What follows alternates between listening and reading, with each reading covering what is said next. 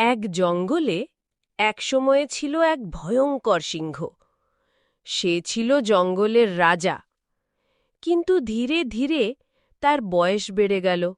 বুড়ো হয়ে যাওয়ায় সে আর আগের মতো দৌড়ে শিকার করতে পারত না। একদিন সিংহ ভাবল, যদি এভাবে চলতে থাকে তবে আমি না খেয়ে মরে যাব। কিছু একটা বুদ্ধি খুঁজতে হবে। হঠাৎ তার দেখা হল এক চতুর শেয়ালের সঙ্গে। সিংহ বলল, ওহে শেয়াল, তুমি খুব চালাক। তুমি যদি আমার জন্য শিকার ধরো তবে আমি তোমাকে অর্ধেক মাংস খেতে দেব। শেয়াল খুশি মনে রাজি হল। সে সহজেই খরগোশ, হরিণ বা ছোট প্রাণী ধরত এবং সিংহের কাছে নিয়ে আসত।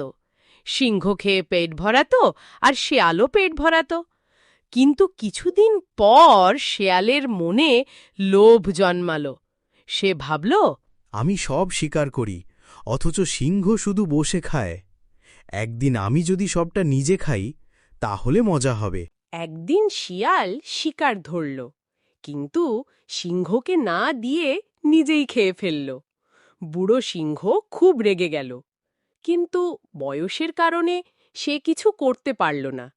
শুধু দাঁত বের করে গর্জন করল। তখন শেয়াল হাসতে হাসতে বলল, রাজা হলেও শুধু অন্যের ওপর ভরসা করলে একদিন কিছুই হাতে থাকবে না।